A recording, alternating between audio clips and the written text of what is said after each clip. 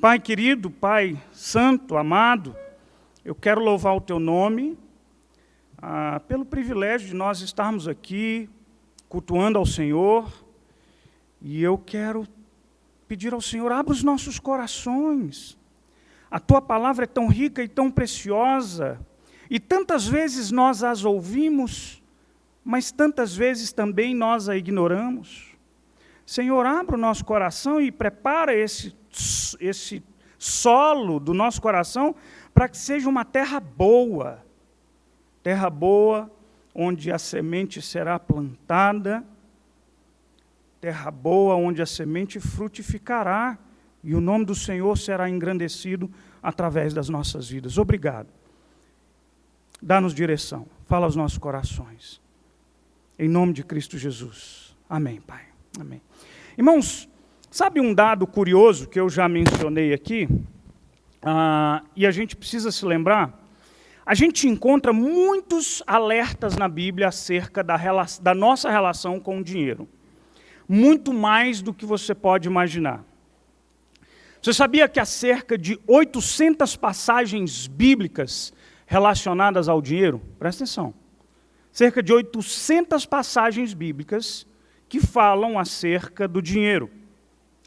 Somente Jesus, você vai encontrar isso nos evangelhos, dedica 25% das suas palavras aos recursos que são dados por Deus. São cerca de 28 passagens no evangelho. Muito embora o texto que a gente leu aqui não trate diretamente de uma questão financeira, da nossa relação financeira, mas o fato é que o dinheiro, a nossa relação com o dinheiro, ou com os bens, ou com as posses, elas se desdobram, elas se manifestam nas nossas vidas das mais diversas formas. E o que isso tem a ver com o texto que a gente acabou de ler? Bom, eu preciso ambientar você, então. É preciso que você saiba que os crentes de Jerusalém estavam passando por uma situação muito delicada. Eles estavam passando necessidades. Havia fome em Jerusalém, os irmãos daquela igreja. E é bem possível que esses crentes estivessem... A gente não sabe muito bem o motivo dessa fome, dessa necessidade. Há quem diga que esses crentes estivessem passando consequências econômicas de uma grande perseguição, na forma de boicote aos crentes, na forma de exclusão dos seus negócios, enfim. De alguma forma, esses crentes em Jerusalém estavam passando por uma privação terrível. A gente vai encontrar isso nas cartas de Paulo, nas igrejas que estavam nascendo nas diversas regiões. Olha o exemplo disso, 1 Tessalonicenses 1,6, Paulo diz assim: com efeito, vos tornastes imitadores nossos e do Senhor, tendo recebido a palavra, posto que em meio a muita tribulação. Ainda em Tessalonicenses, Paulo diz que também padecestes da parte dos vossos patrícios as mesmas coisas que eles, por sua vez, sofreram dos judeus. A igreja cristã nascente, ela sofria perseguição tanto dos judeus quanto dos gentios. O fato é que a gente tem uma grande crise econômica. Então o apóstolo Paulo começa a escrever e falar com os irmãos, a sua rede de contatos, para levantar uma coleta para socorrer os irmãos de Jerusalém. Você vai encontrar isso em Atos 11, 29, por exemplo. Os discípulos, cada um conforme as suas posses, resolveram enviar socorro aos irmãos que moravam na Judéia. Ou você vai encontrar isso lá em Romanos 15, 25 e 26.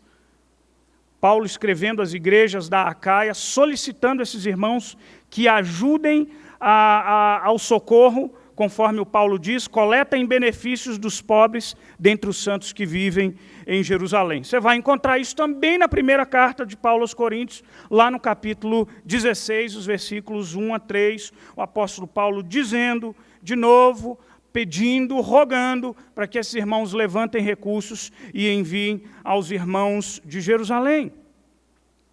Tudo indica, se você olhar comigo, por exemplo, olha os versículos 6, 7 e 8, que essa oferta, essa coleta, já havia sido começado lá atrás.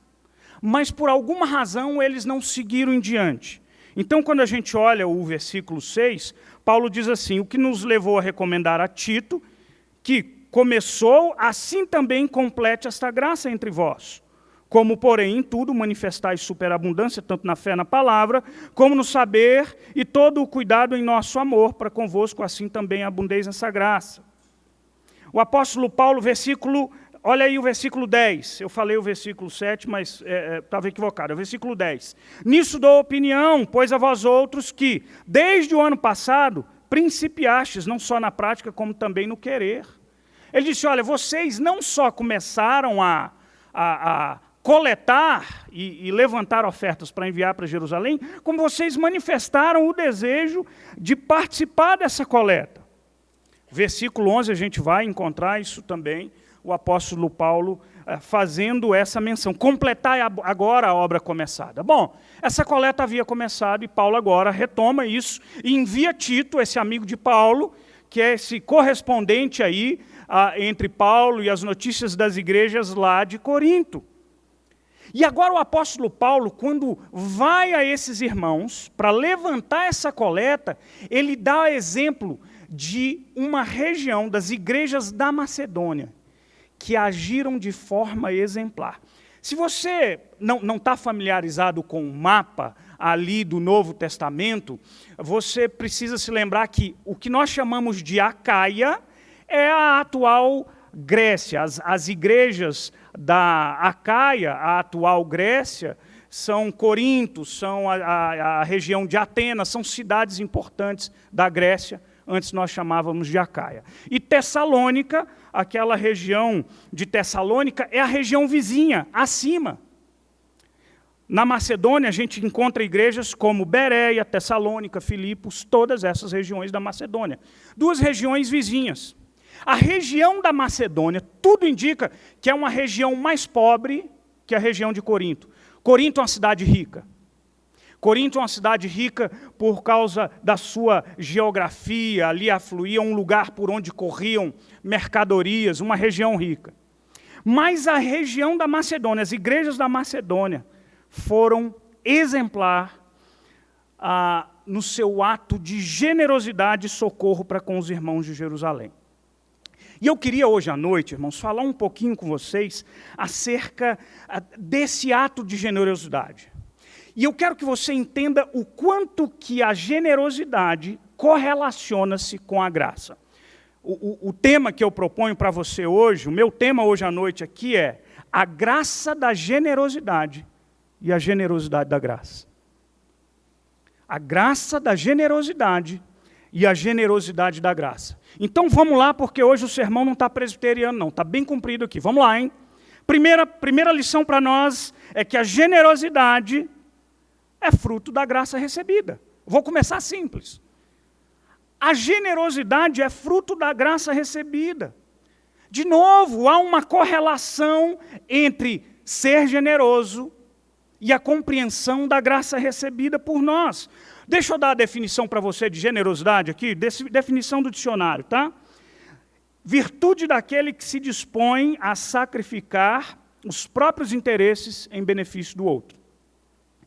Agora, a graça, assim no grego quanto no português, é uma palavra muito ampla. E no português, semelhantemente, é uma palavra que tem um monte de definições. A palavra graça no grego é charis, da onde você tem carisma, tá bom? Da onde a gente deriva uma série de traduções em português, favor, benefício. Por exemplo, a palavra graça em português, favor, mercê, benevolência, perdão, indulgência, indulto. Quando a gente encontra, por exemplo, relacionado à maneira de ser, aí você diz assim, aquela pessoa ela é uma graça. A Hebe diria uma gracinha. Fisicamente, aparência agradável, atraente, elegante, encantadora. Nome. Os meninos não sabem disso, mas antigamente, muito antigamente, mais antigamente do que o meu antigamente, as pessoas chegavam nas outras e diziam: qual é a vossa graça? Eu jamais vou me esquecer que um dia eu e um amigo pastor no aniversário de alguém, e aí uma pessoa chegou para esse meu amigo pastor, olhou para ele e disse: qual a vossa graça? E ele ficou calado, olhando, e eu já estava rindo por dentro de mim, pensando: será que ele captou a pergunta graciosa do irmão? E ele olhou e falou: e disse a graça dele. Cair em graça, merecer simpatia, ou uma coisa que a gente gosta muito daquilo que é de graça. Gratuito. Percebe a amplitude dos significados da palavra graça? Agora, lembra que eu disse da relação entre graça e a generosidade? A palavra caris, a palavra graça, do versículo 1 a 15, ela é repetida aqui, são 5 vezes que ela é repetida entre o versículo 1 a 15, mais 2 vezes o versículo 16 até o final do capítulo, até o versículo 24. O versículo 9 deixa bem clara essa correlação. Olha comigo lá, vamos lá para o versículo 9. Pois conheço a graça do nosso Senhor Jesus, que sendo rico se fez pobre por amor de vós, para que pela sua pobreza vos tornasseis ricos. Olha que texto belíssimo. Deus manifesta, e preste atenção que o apóstolo Paulo está usando essa linguagem de riqueza e pobreza de uma forma ilustrativa para manifestar a graça salvadora de Deus para nós. Paulo está dizendo que Deus manifesta a sua graça, favor, benevolência em nós, de muitas formas. Aqui, o caso específico, ele está falando dessa obra de salvação.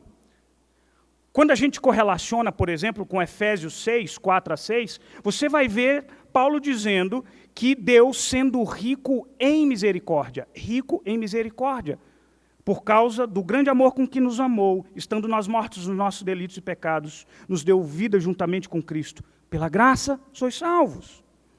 Irmãos, presta atenção numa coisa. Jesus sendo rico, ou melhor, Jesus sendo Deus, rico, se fez carne, pobre, e morreu em nosso lugar para que nós, pobres, nos tornássemos filhos de Deus, ricos. Nós éramos inimigos, mas fomos feitos filhos. Nós éramos estranhos, fomos feitos herdeiros. Nós estávamos condenados e nós fomos justificados. Olha que linguagem similar lá no capítulo 5, versículo 21, um texto que a gente já leu aqui. Aquele que não conheceu o pecado, Deus o fez pecado por nós, para que nele fôssemos feitos justiça de Deus. É Deus, é Jesus Cristo tomando o nosso lugar, para dar a nós aquilo que só Ele merece. É Ele sendo Deus, sendo eterno, sendo santo, sendo todo-poderoso, deixando a sua glória, tornando-se carne humana, assumindo forma de gente, e como diz lá em Filipenses, sendo obediente até a morte e morte de cruz. Ele se fez o pior no mundo, para fazer de você filho e herdeiro de Deus. Agora eu quero que você entenda o seguinte: a gente só consegue exercer a generosidade se a gente entender quão gracioso é Deus para conosco. Isso me leva para a minha segunda lição. Generosidade é graça partilhada. Então a gente precisa entender que se eu entendo que recebo de Deus graça, eu preciso dar um passo e partilhar essa graça, e dividir essa graça, e distribuir essa graça. Graça recebida precisa ser graça compartilhada, e isso se chama generosidade. Olha o versículo 1 e 2, vamos lá, versículo 1 e 2.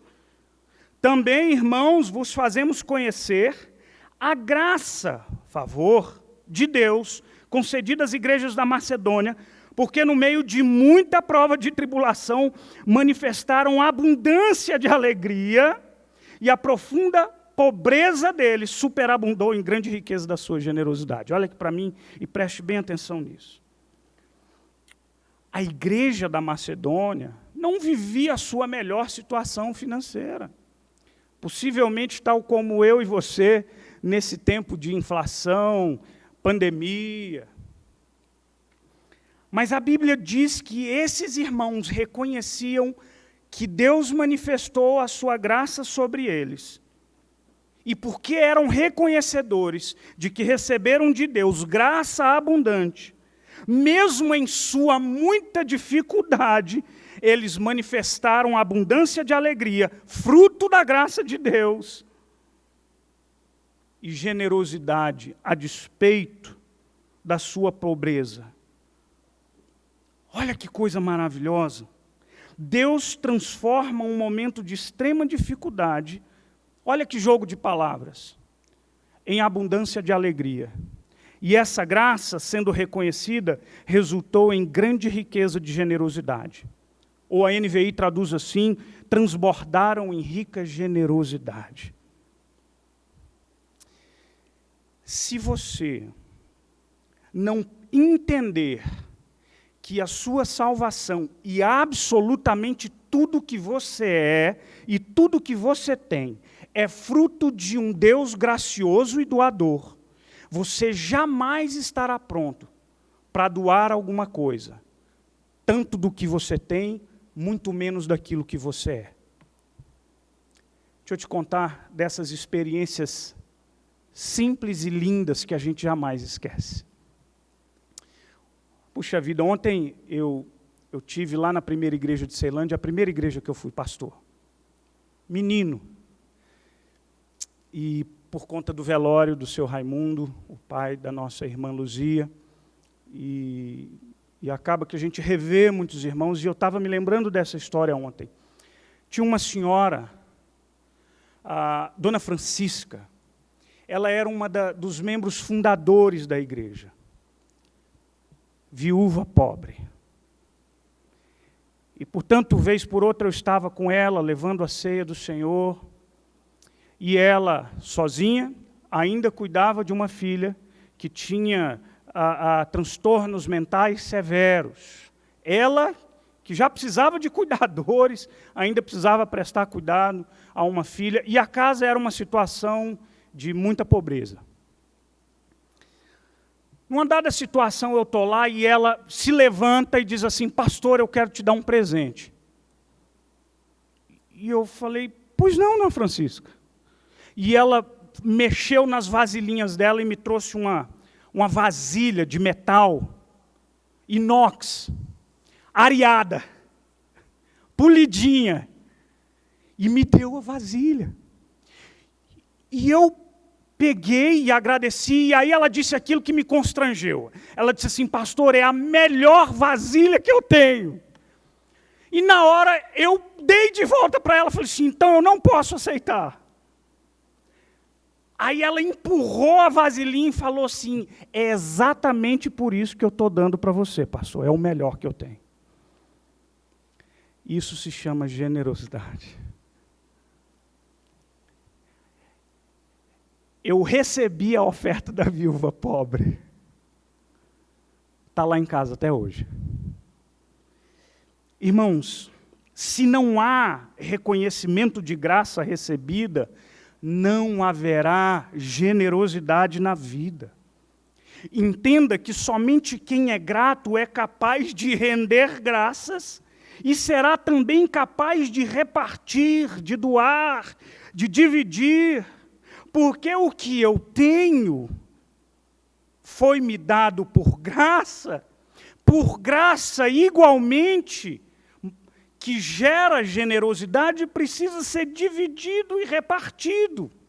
Generosidade flui da graça, e graça possibilita generosidade. Olha que coisa maravilhosa. A atitude dos macedônios, os versículos 3 e 4, disse que eles deram até mesmo acima da medida das suas posses. E no versículo 4 diz que eles, eu imagino o contexto, de repente Paulo dizendo assim, gente, vocês não precisam doar não, que a situação está ruim aí para vocês, mas olha o que diz o versículo 4, pedindo-nos com muitos rogos, apelos, a graça de participarem da assistência aos santos. Paulo, por favor, a gente quer ajudar. E aí Paulo está lembrando que a igreja de Corinto é uma igreja abençoada. E que eles precisam reconhecer isso, quando diz lá no versículo 7, fala, olha, vocês têm manifestado a abundância da fé na palavra e no saber. Participem também dessa graça de ajudar esses irmãos. Entenda bem o quanto isso é importante para o tempo que a gente vive, e eu quero que a gente entenda isso, e eu quero desafiar o seu coração a refletir acerca desse tema. Essa palavra de Paulo é extremamente propícia para o tempo que a gente está vivendo, gente. Um Brasil pós-pandêmico, ou ainda pandêmico, é um Brasil que tem mais de 14 milhões de desempregados. Isso é um fato inescapável para nós. Segundo dados da Fundação Getúlio Vargas, a pobreza no Brasil triplicou. O número de pobres saltou de 9,5 milhões, isso de agosto de 2020, tá? Para mais de 27 milhões. Você consegue, eu falo isso direto aqui, você consegue andar aqui por Taguatinga, onde quer que seja, não há um semáforo que não tenha um pedinte. Para piorar a situação, a gente tem a nossa vizinha, Venezuela, que há pouco tempo foi declarado o país mais pobre do mundo. O ranking macabro levou a Venezuela para frente de países como Madagascar, Congo, Burundi, Guiné-Bissau.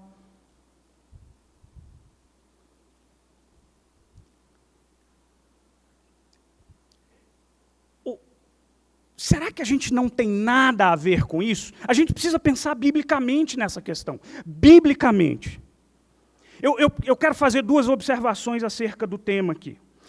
Quando a gente trata da questão do necessitado, eu percebo que há divergências de opiniões na igreja. E a gente, infelizmente, a nossa tendência é sempre repousar em duas direções opostas e, portanto, extremas. Por um lado, a gente negligencia, porque a gente acha que esse é um problema do governo, ou simplesmente porque eu não me compadeço o suficiente. Agora, eu quero chamar a sua atenção para alguns textos da Bíblia que a gente não pode simplesmente apagá-los daqui. Como é que você lê a parábola do bom samaritano, que nos desafia a distribuir o cuidado misericordioso para além dos limites da irmandade da fé?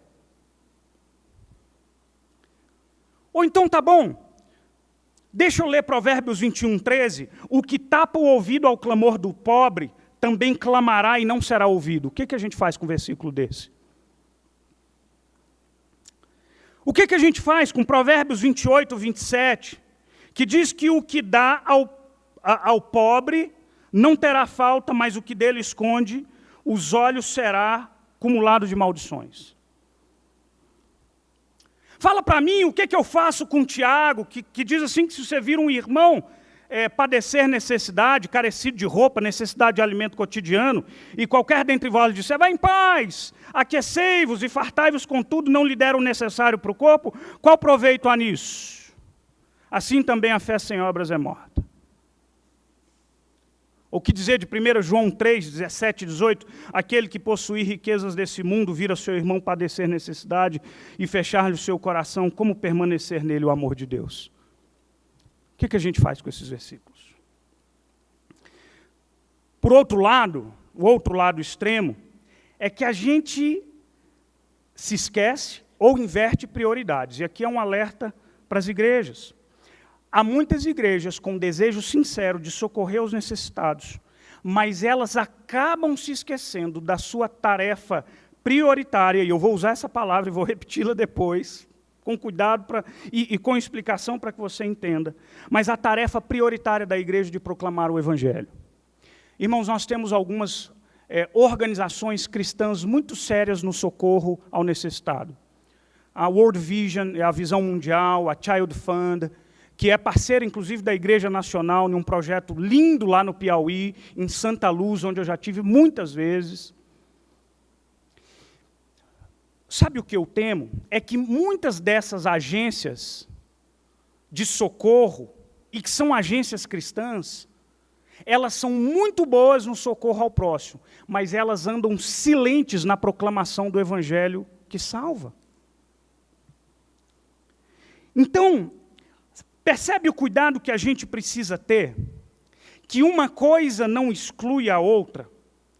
E por que eu digo aqui que a pregação às vezes a gente diz assim, pregar o Evangelho ou socorrer o necessitado? Não é um binômio, não é binário, não é excludente. Agora, eu não posso colocá-las em pé de igualdade. Sabe por quê? Porque socorrer ao necessitado, essa é uma tarefa que muitas pessoas precisam abraçar. Mas a pregação do Evangelho é tarefa exclusiva da Igreja de Jesus Cristo. Se eu e você não fizermos, ninguém mais fará.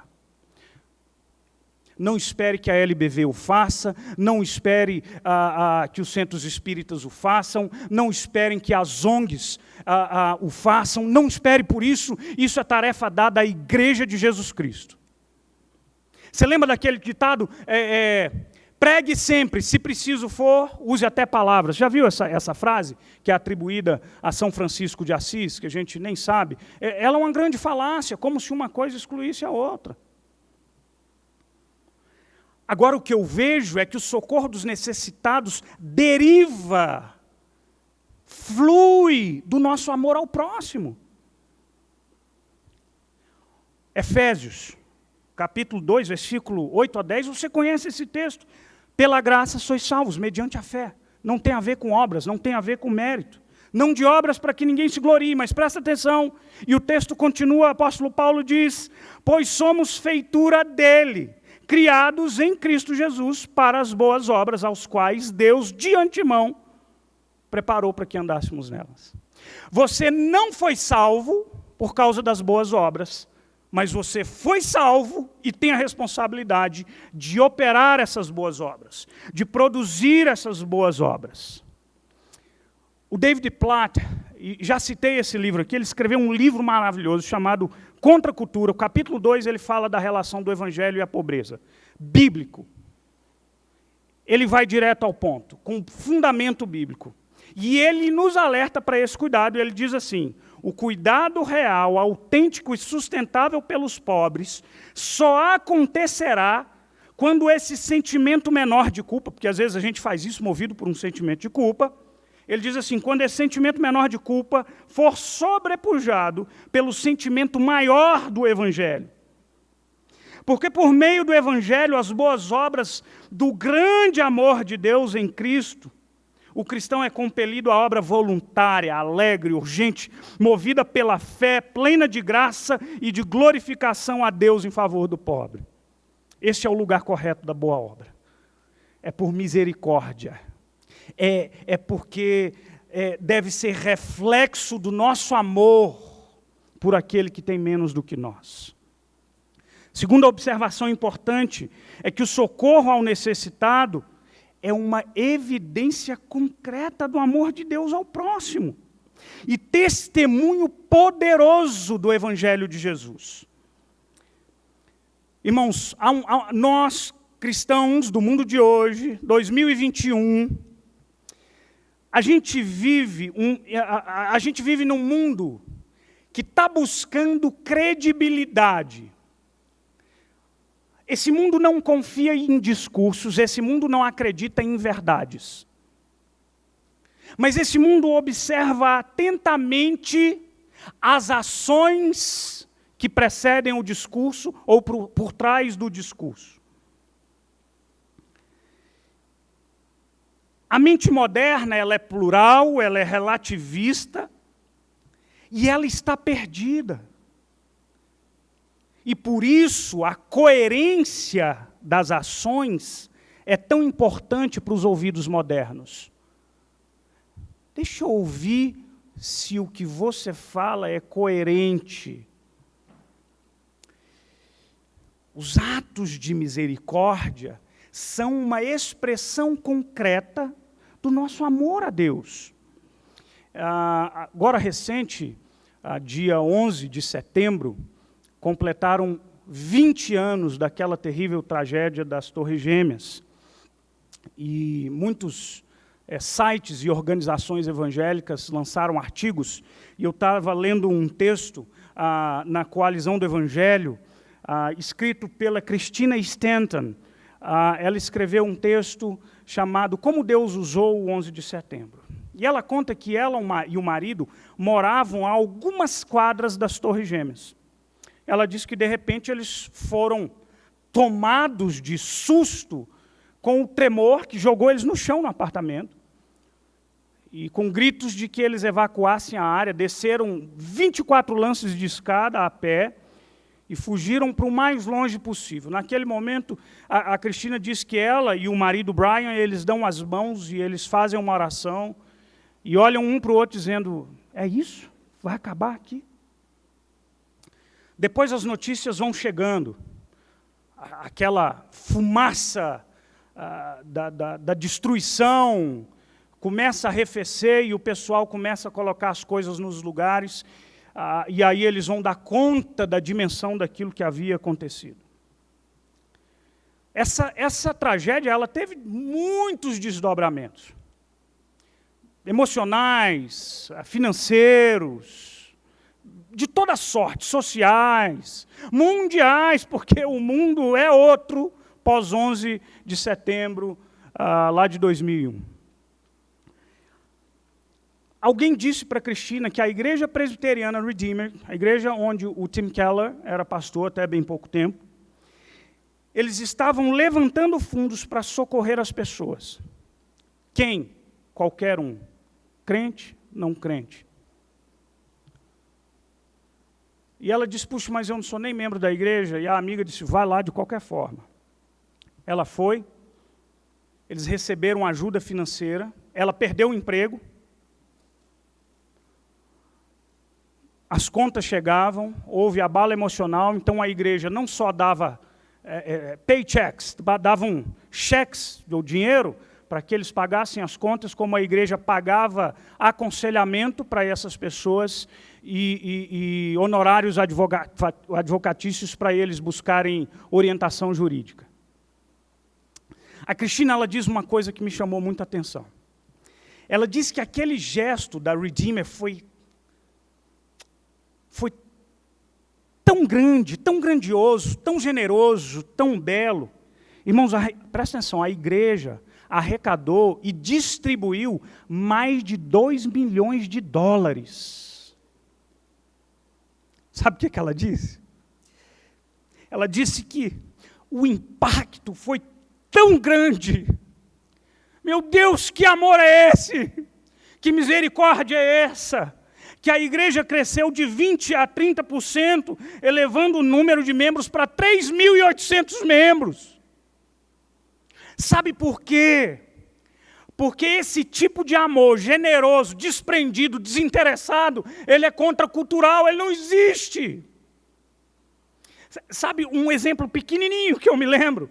Eu era pastor lá na 4ª igreja de Taguatinga, e eu havia tido essa experiência lá no Canadá, então nós fizemos um movimento para cuidar da região onde a gente congregava. E a gente fez uma camiseta chamada Por Amor à Cidade. A gente reuniu velho, criança, todo mundo, e a gente falou, se a gente vai sair aqui, os diáconos pegaram aquela cal para pintar os meio-fios da igreja, e a gente saiu, eu com a Dani do lado, e as meninas com luva, saco de lixo, a gente saiu limpando a cidade, catando lixo. Foi maravilhoso, a despeito de alguns, umas velhinhas chegavam para mim, não, pastor, você vai pôr nós para catar lixo na rua? Aí eu me lembro que estava voltando para a igreja. Um senhor me parou e ele me perguntou assim, quem são vocês? Eu falei, nós somos aqui da igreja presbiteriana. Por que é que vocês estão fazendo isso? Não faz sentido isso. Eu falei, a gente está fazendo isso porque a gente entende que a igreja precisa e tem que ser uma bênção aqui para QNJ, QNL. O cara me agradeceu quase de joelhos. Mas era visível no rosto dele a surpresa com aquele ato. E olha o que diz o versículo 8. Vamos lá para o versículo 8. Não vos falo na forma de mandamento. E Paulo está dizendo assim, gente, eu não estou botando obrigação sobre vocês. Mas ele diz, mas para provar pela diligência de outros a sinceridade do vosso amor. O gesto concreto, ele é vivo. Você me ama? Deixa eu mostrar que eu te amo. Deixa eu mostrar que eu me preocupo com você. Terceiro lugar, a generosidade da graça é exercida criteriosamente.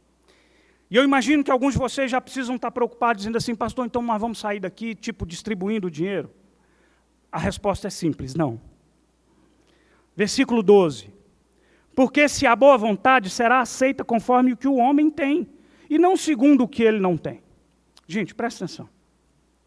A Bíblia fala em generosidade, e quando fala sobre exercer o socorro ao necessitado, a Bíblia não prescinde do critério, tá bom? E, de novo, a gente precisa tomar cuidado com as costumeiras e extremas posturas. Ou seja, de um lado, há um olhar, as pessoas foram ensinadas, ideologicamente, a enxergar e a ler o mundo da perspectiva do opressor e do oprimido. Isso é uma falácia, tá? Então, a impressão que a gente tem é que o cara que é rico tem que se sentir culpado porque é rico. Ou porque ou goza do seu bem-estar.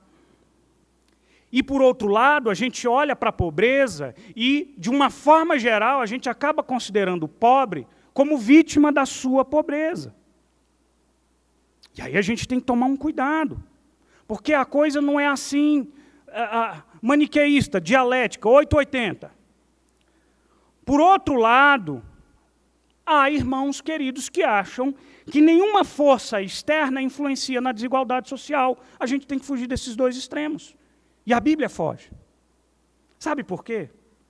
Porque a Bíblia nem desconsidera a realidade social de um mundo que jaz no maligno, que é injusto, onde há usura, onde há ganância, onde há maldade. A Bíblia não desconsidera isso.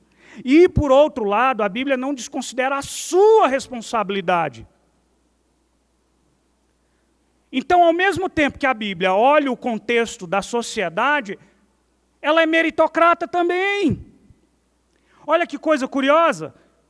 Efésios 4, 28, aquele que furtava não furte mais, antes faça o quê? Trabalhe, fazendo com as próprias mãos o que é bom para que tenha com que acudir ao necessitado. Vamos trabalhar e o dinheiro chega e você ajuda os outros. Agora, por outro lado, o mesmo apóstolo Paulo, em 2 Tessalonicenses 3,8, ele está dizendo assim, nem jamais comemos pão à custa de outrem. Pelo contrário, em labor e fadiga, de noite e de dia trabalhamos a fim de não sermos pesados para vós. Versículo 10 e 11, olha a coisa maravilhosa que ele diz. Porque quando ainda convosco vos ordenamos isto, se alguém não quer trabalhar, você lembra o texto? Também não coma. Pois, de fato, estamos informados que há entre vós pessoas que andam desordenadamente não trabalhando.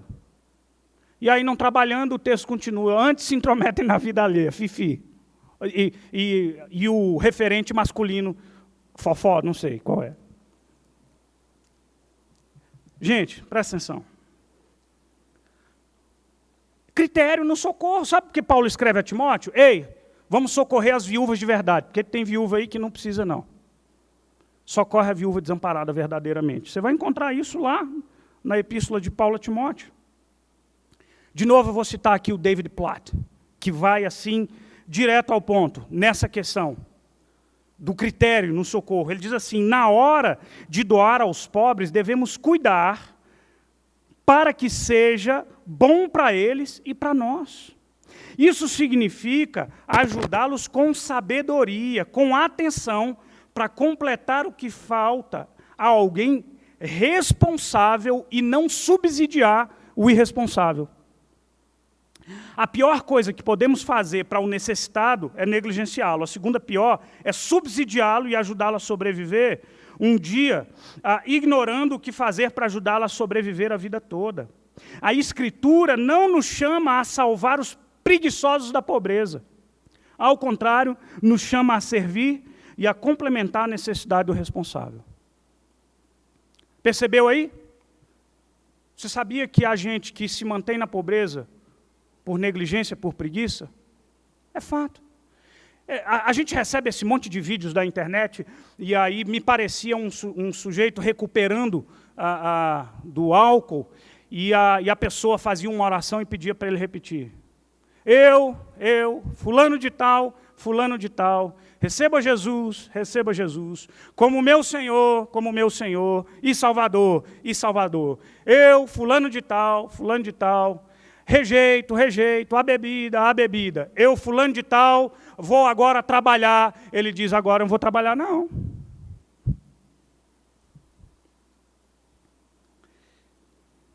Você percebe que o nosso socorro, ele não deve ser sem critério.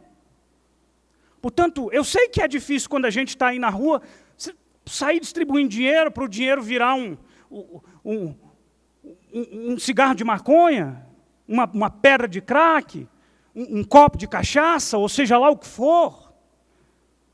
Quarto lugar, generosidade é graça que busca justiça. Você vai encontrar isso no versículo 13 e 14.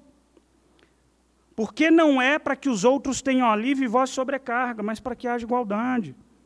Suprindo a vossa abundância no presente, a falta daqueles, de modo que a abundância daqueles venha suprir a vossa falta, e assim haja igualdade. Gente, nós já falamos do perigo daquelas igrejas que se tornam agências cristãs e esquecem da proclamação do Evangelho. E eu preciso lembrar você que a igreja não é ONG. A igreja é uma agência do reino. E assim sendo, ela precisa sempre se empenhar e lutar pela proclamação do Evangelho e as boas novas de Jesus Cristo e a implantação do reino. Mas a igreja que luta pela implantação do reino nesse mundo é uma igreja que, dentre outras características, luta por um reino de justiça. Assim, quando a gente luta pelo reino, a gente busca o bem comum. Nas atividades simples da vida. Sabe aquela moça que trabalha na sua casa? Você paga a ela um salário digno, e você socorre quando ela precisa, e você consegue exercer a sua generosidade. Sabe aquele amigo, aquele irmão da sua igreja, que a gente senta ao lado e a gente louva ao Senhor junto com ele? Irmãos, vocês já pararam para pensar que nesse momento de pandemia, são incontáveis as cenas horríveis de pessoas avançando em caminhões de lixo? E aí eu quero falar por mim, eu não quero falar por você. Eu quero falar por mim que com muita frequência eu me sinto envergonhado, porque a minha vida é boa demais, eu tenho uma cama boa demais, não me faltou comida. Igual na reportagem sobre a Venezuela, um garoto dizia, antes o meu sonho era comer carne, hoje o meu sonho é comer pelo menos todo dia.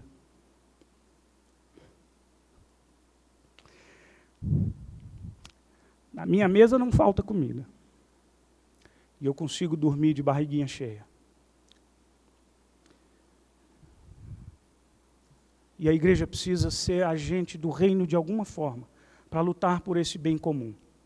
Que começa com você, pequenininho. Quarto e último, prometo. Generosidade é dependência na graça. Olha comigo o versículo 15, para a gente encerrar. Olha o que diz. Versículo 15 complementa o que a gente já leu sobre a questão da justiça. Paulo agora faz uma citação lá de Êxodo. O que muito colheu, não teve demais, e o que pouco, não teve falta. O versículo 15 complementa os versículos anteriores, citação de Êxodo 16, 18. E aí uma coisa curiosa, Paulo está falando aqui da justiça, mas presta atenção, tem algo além. O texto de Êxodo 16, 18 está no contexto das instruções acerca da colheita do maná. Você lembra o que era o maná? Lá no Antigo Testamento, o povo peregrinando pelo deserto e o pão vinha do céu. E aí é uma coisa bem interessante. Em Êxodo 16, há instruções acerca da colheita do maná. E quais eram essas instruções? O Senhor estava dizendo, o maná, eu vou sustentar vocês, tá bom? Nós vamos pelo deserto, não vai faltar comida. De manhã cedinho, padaria celestial está pronta, vem e colhe o maná. Mas você lembra que tinha uma regra? Colha o suficiente para quantos dias? Para um dia. Há um princípio pedagógico aqui. E o princípio pedagógico é, o Senhor vai suprir amanhã. E aqueles mais assim, vai que Deus esquece. Aí eles colhiam mais e guardavam. Mas quando eles colhiam mais e guardavam o excedente, o que tinha acontecido com o excedente no outro dia? Aí você deve estar pensando assim, pastor, mas não tinha geladeira, e Israel é muito quente. Falou, meu amigo, o cara andou 40 anos com a mesma Havaiana, não gastou, não cheirou e não soltou as tiras.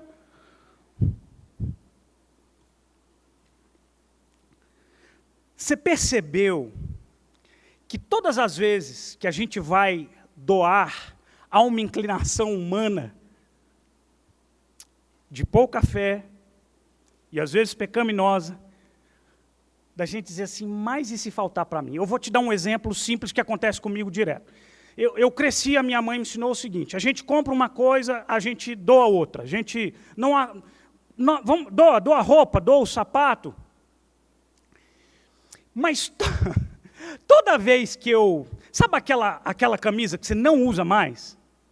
Eu falo, vou doar. Quando eu pego no cabide e vou doar, eu penso assim, não, Gilmar, eu vou usar de novo? Já aconteceu isso com você?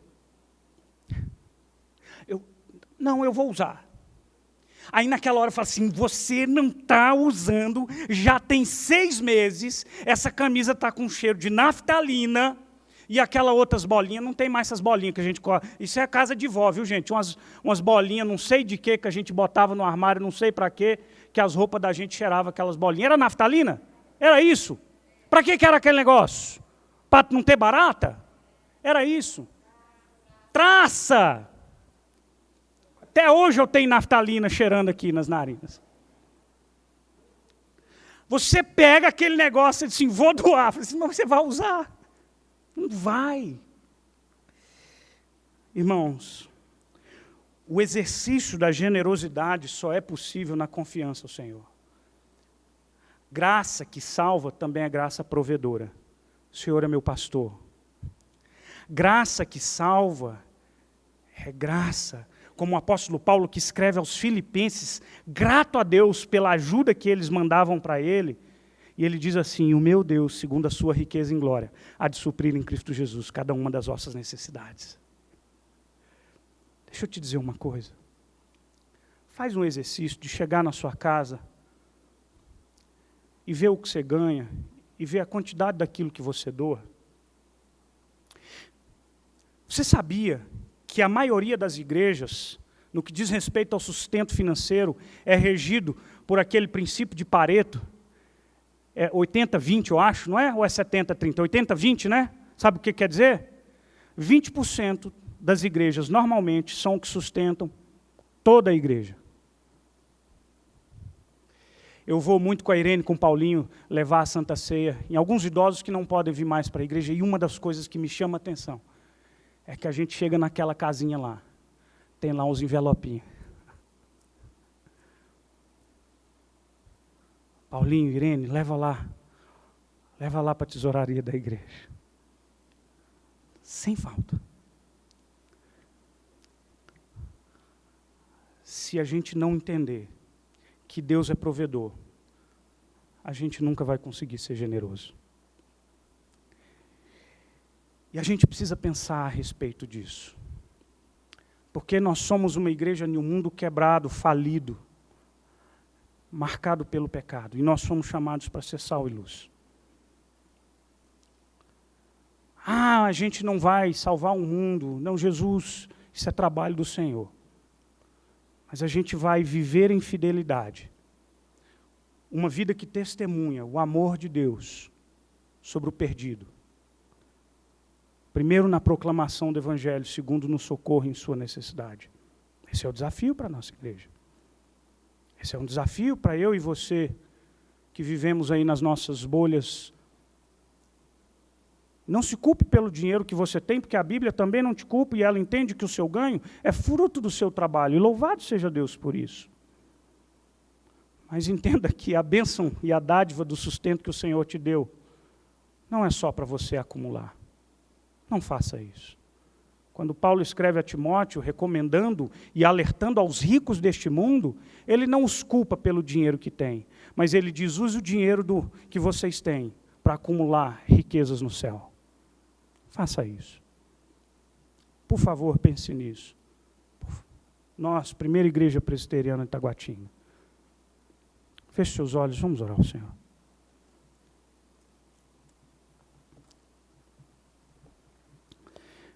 Senhor Deus e Pai, eu quero te agradecer. Te agradecer porque o Senhor é bom. E o Senhor manifestou graça, me livrando da maldição do meu próprio pecado. E o Senhor sempre manifesta graça na sua providência, no seu cuidado, no seu socorro, no sustento, no pão de cada dia. O Senhor que é rico se fez pobre, para que eu que era pobre me tornasse riquíssimo, porque agora eu sou herdeiro de um reino que ninguém arranca das minhas mãos, de uma salvação que ninguém pode me roubar, do tesouro mais precioso, da pérola mais linda de todas, da riqueza mais valorosa de todas. Muito obrigado. E eu, que fui alcançado por graça, aprenda em viver na generosidade dessa graça. Em nome de Jesus que eu oro e peço que o Senhor aplique a sua palavra em nossos corações em Cristo Jesus. Amém.